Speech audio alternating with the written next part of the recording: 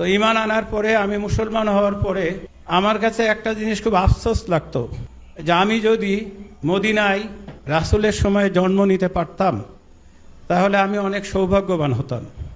তো পরে মনে হতো আল্লাহ না করুক ওই সময় জন্ম লাভ করার পরে আমি যদি ঈমান আনার সুযোগ না পেতাম তাহলে তো আমি আবু জেহেল আবু লাহাবের শাগরেদ হইতাম। তো এইরকম মনে হতো।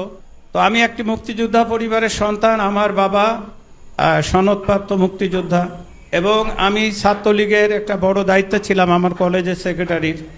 ছাত্র শিবিরের ছেলেদেরকে অনেক নির্যাতন করেছি এবং বিশ্বাস করতাম যে এরা রাজাকার, মাদ্রাসায় লেখাপড়া করে কলেজে আসা যাওয়া করে কেন। তো যা হোক, ঈমান আনার পরে আমি আর ছাত্রলীগ করতে পারিনি। এটা হচ্ছে আমার জন্য দুর্ভাগ্য হোক সৌভাগ্য হোক। তো আমি আপনাদের সামনে খুব ছোট করে বলবো। আমাকে হাজারীবাগ থানার ওসি সাহেব উনি বললেন এই খারাপ সময়ে যে জামাত করেন কেন। তো আমি বললাম নামাজ পড়ি যে কারণে। তো বললো মানে? নামাজ পড়ি যে কারণে, জামাত করি একই কারণে, অন্য কোনো কারণ আসলে আমার জানা নেই। এটা আমি গভীর আস্থার সাথে এবং বিশ্বাসের সাথে বলতেছি। রাসূল আকরাম সাল্লাল্লাহু আলাইহি সাল্লাম বিদায় হজের ঐতিহাসিক ভাষণে খুবই পরিষ্কার করে বলেছেন যে হতে পারে তোমাদের সাথে আর আমার সাক্ষাৎ হবে না, দেখা হবে না, খুব শিগগিরই আমি পৃথিবী থেকে চলে যাব।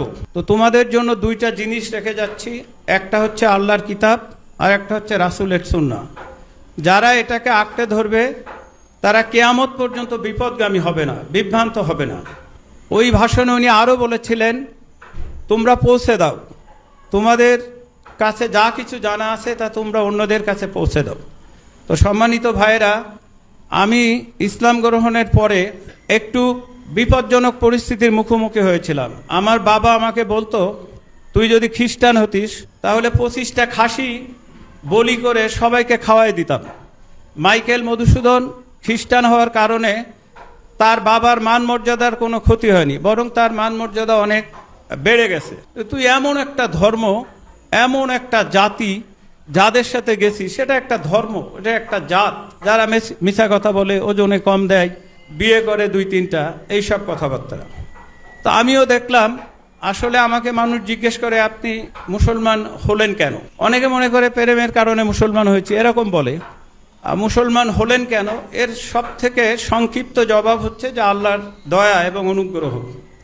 তারপরের বিষয় হচ্ছে যে কেউ তো আমাকে কখনো দাওয়াত দেয়নি, আমার বন্ধুরা, আমার শিক্ষকেরা বা প্রতিবেশীরা।